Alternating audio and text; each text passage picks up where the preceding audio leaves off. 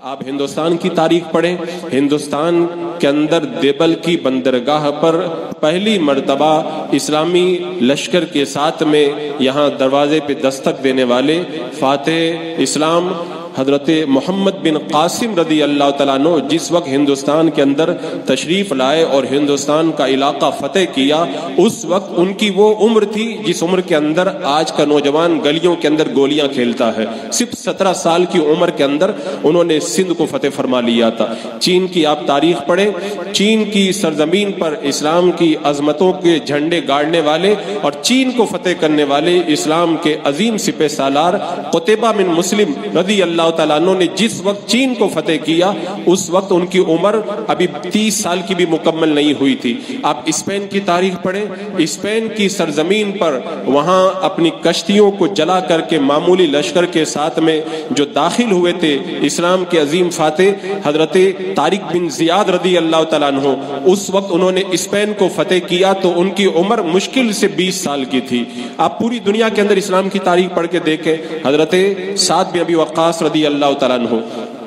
جب بدر کے میدان میں آپ نے کفار کے دانت کھٹے کیے تھے، اس وقت آپ کے چہرے پر داڑھی کا ایک بال بھی نہیں نکلا تھا۔ حضرت معاذ اور معوذ رضی اللہ تعالیٰ عنہ نے جب اسلام کے سب سے بڑے دشمن ابو جہل کو قتل کیا تھا، اس وقت ان کی عمر صرف 13 اور 14 سال کی تھی۔ آپ پوری اسلامی تاریخ پڑھ کے دیکھ لیں، حضرت امام بخاری کی تاریخ پڑھیں، امام مسلم کی تاریخ پڑھیں، انہوں نے اپنی جوانیوں کو لگا کر کے ہمیں بخاری شریف عطا فرمائی، مسلم شریف عطا فرمائی۔ حضرت امام مالک رحمۃ اللہ تعالیٰ علیہ جب پہلی مرتبہ علم حدیث پڑھانے کے لیے مسجد نبوی کے اندر درس حدیث کی مسند کے اوپر بیٹھے تھے تو ان کی عمر صرف 17 سال کی عمر تھی۔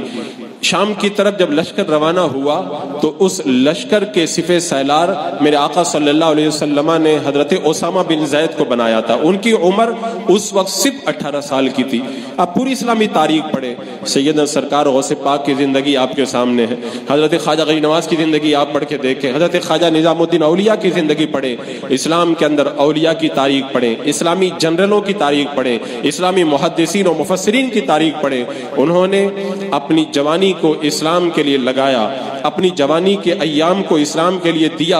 آج ہمیں اتنا اسلام کا اثاثہ میسر آیا، آج ان کی قربانیوں کی وجہ سے ہمیں بے شمار فتوحات میسر آئی، آج ان کی قربانیوں کی وجہ سے اسلام صحیح طریقے سے ہم تک پہنچا۔ وہ ایک طرف ان کی جوانیاں تھی اور آج ہماری جوانی آپ دیکھیں،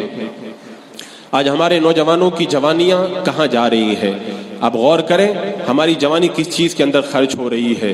بچہ جب بالغ ہوتا ہے تو بالغ ہونے کے وقت جب پہلی بلوغت کی منزل پہ قدم رکھتا ہے تو اس کے خیالات میں تبدیلی آتی ہے، اس کے جذبات میں تبدیلی آتی ہے۔ عام پانی بھی اسے جو ہے وہ مہ کا نشہ لیتا ہے اور اسے ایک عجیب لطف ملتا ہے، نئی امنگیں اور نئے ولولے اور نیا جوش اس کے اندر پیدا ہوتا ہے۔ یہ زندگی کا وہ دور ہوتا ہے جس وقت نفس اور شیطان پوری قوت کے ساتھ میں اس بالغ ہونے والے بچے کے اوپر حملہ آور ہوتے ہیں۔ اگر بچہ اس وقت سنبھل گیا جب بلوغت کی پہلی سیڑھی پر اس نے قدم رکھا ہے، اگر وہ سنبھل گیا تو سمجھ جاؤ آنے والے دور کے اندر وہ قوم کی آنکھوں کا تارا بنے گا۔ اور بچہ اگر اس وقت اپنی امنگوں میں بہہ گیا، اپنی خواہشات کے ہاتھوں اگر وہ اپنی خواہشات کے اندر بہہ گیا اور وہ اپنی جوانی کو برے کاموں کے اندر لگا دیا تو سمجھ جاؤ وہ بھی تباہ ہو گیا، اور آنے والے وقت کے اندر قوم کا فیوچر اور مستقبل جو اس کی زندگی کے ساتھ میں وابستہ تھا، اس قوم کا مستقبل بھی تاریخ ہو گیا۔